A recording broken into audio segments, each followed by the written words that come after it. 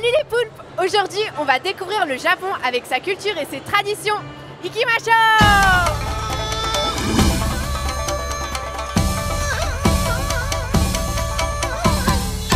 Et pour bien commencer ce voyage, quoi de mieux qu'un petit essayage de yukata? C'est pas le choix qui manque. Ça y est, je me suis décidée. Il ne me reste plus qu'à me laisser guider. Yuki connaît son affaire. Attention, il ne faut pas confondre le kimono et le yukata. Plus léger, il se porte lors des fêtes d'été. D'ailleurs, saviez-vous que le yukata signifie vêtements de douche? Eh oui, car il se portait à l'origine pour aller au onsen. Faut pas manger quand tu veux être japonaise, faut pas manger. Le moins que l'on puisse dire, c'est qu'il faut être patiente pour porter un yukata. Mais le résultat est tellement kawaii! Une vraie japonaise.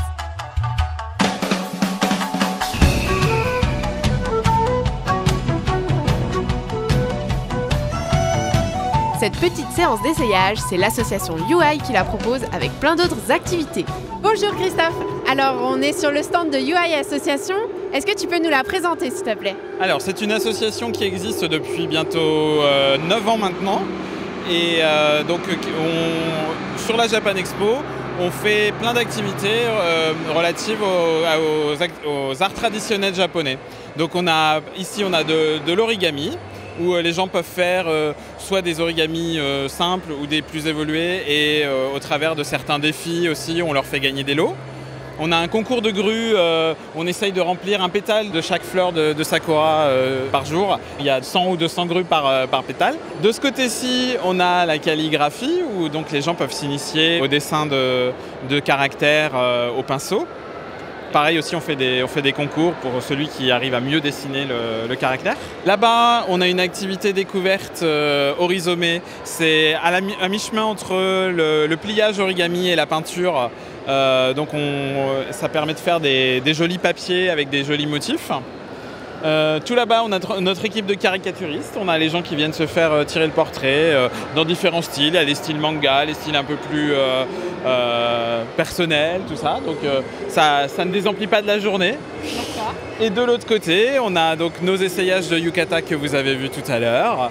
Avec le point photo devant le mont Fuji, avec aussi donc, le petit bambou, je ne sais pas si vous avez vu sur le côté, avec les décorations. C'est pour la fête de Tanabata qui était hier.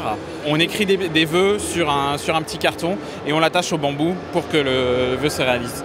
Et du coup, au niveau de l'organisation de l'association, comment ça se passe? On est une association d'entraide franco-japonaise et pour l'intégration des Japonais à Paris et pour que les Français puissent pratiquer aussi leur japonais, parce que c'est pas forcément facile non plus de pratiquer son japonais tous les jours.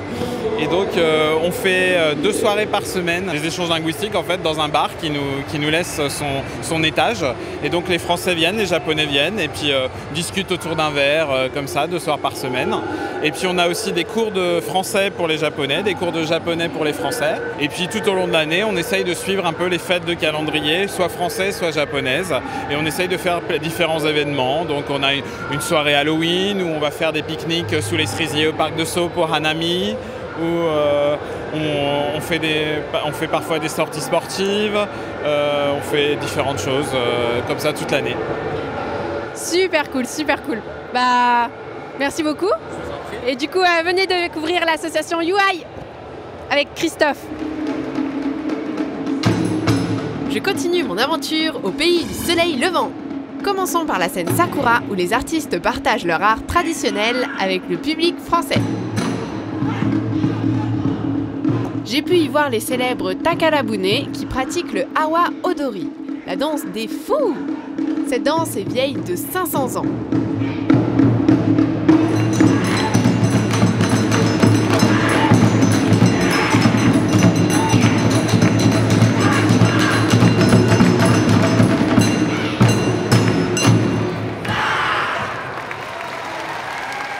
Mais cette année, je me suis intéressée à un groupe de jeunes filles colorées, Bentenya, qui pratiquent le Shindonya. Demandons-leur ce que c'est.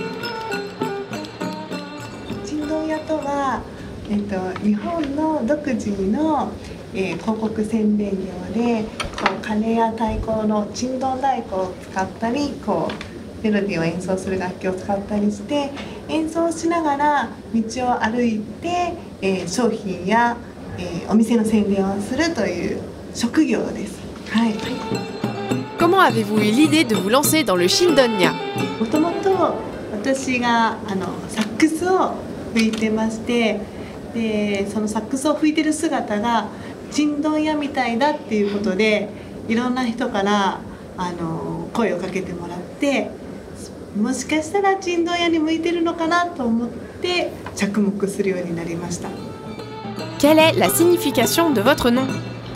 弁天屋は日本の神様の、女性の神様がいて弁財天という神様の、ニックネーム通称が弁天さんっていうことで弁天屋はお店の屋っていうかなんとか屋みたいなうまく言えないですけど、その神様は金運の神様で有名なんですけど、音楽と芸能の女神なので女性ばかりのチンドン屋なので、あやかって弁天屋にしました。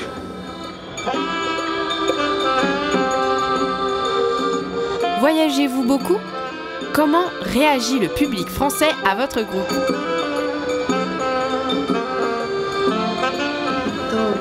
去年イタリアのミラノ万博と、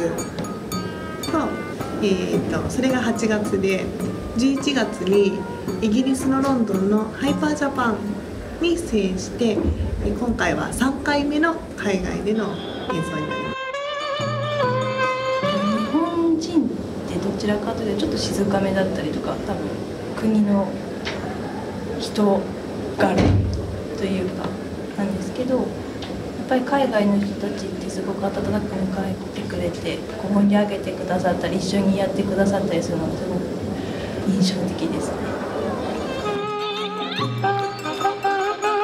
そうですね、本当に着物を着ていることを皆さんよく分かっていて、着物が世界に浸透してるんだなっていうのを実感しました。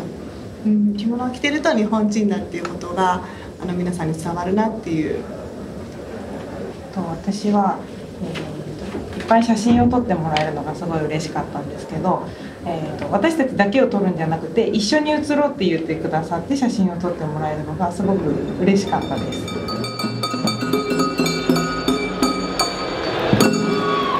Nous laissons les adorables Bentenya pour nous intéresser à un phénomène typiquement japonais, celui des mascottes. Hyper adorables et toutes douces, les mascottes étaient nombreuses cette année à avoir pris possession des allées de Japan Expo. Il fallait que je les rencontre. Alors, comment vous vous appelez? Melugyu kun to Merumomo-chan desu. Donc Melugyu et Merumomo.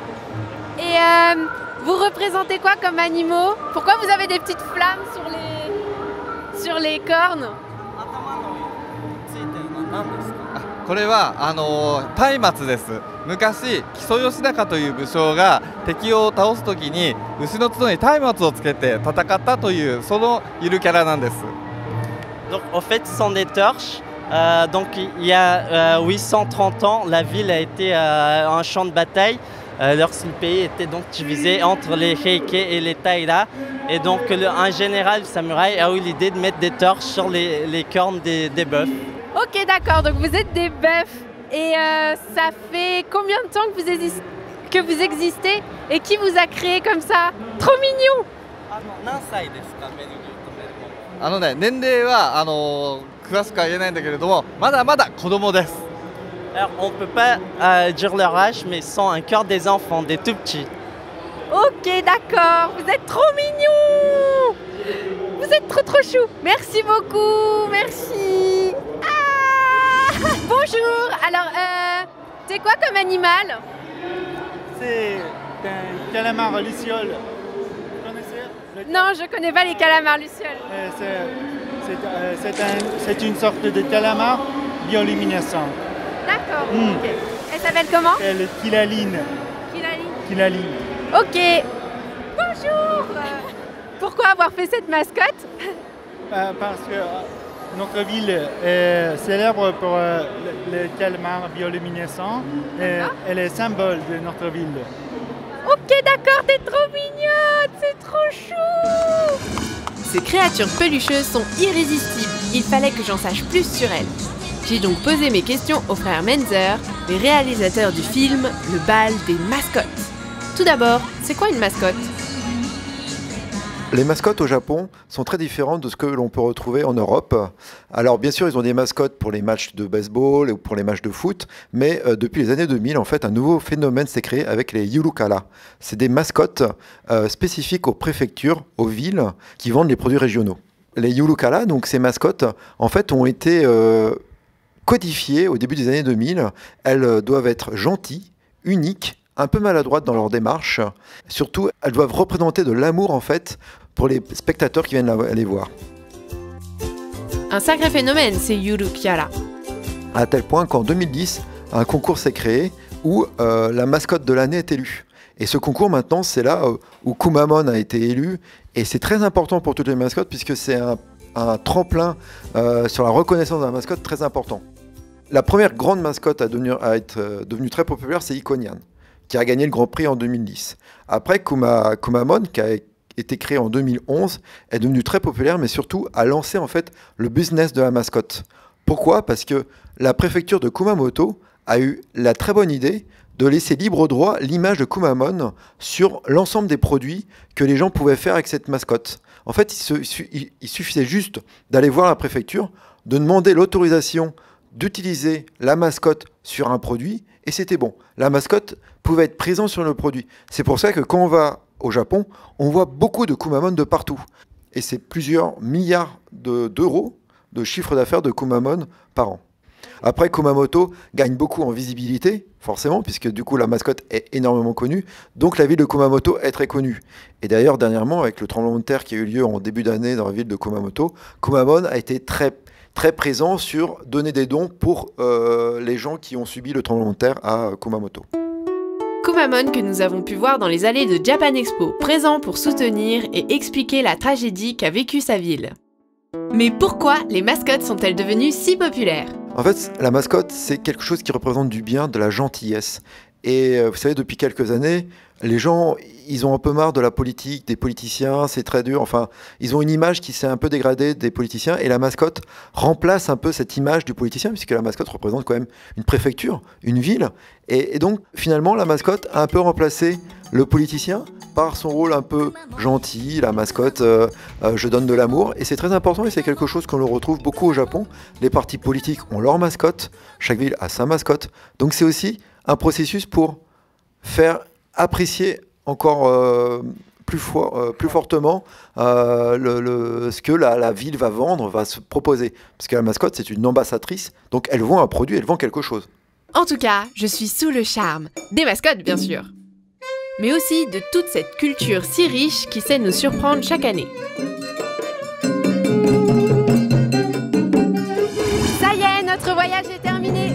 Personnellement, j'ai adoré. Surtout Meru Momo-chan. Salut les poules, à la prochaine.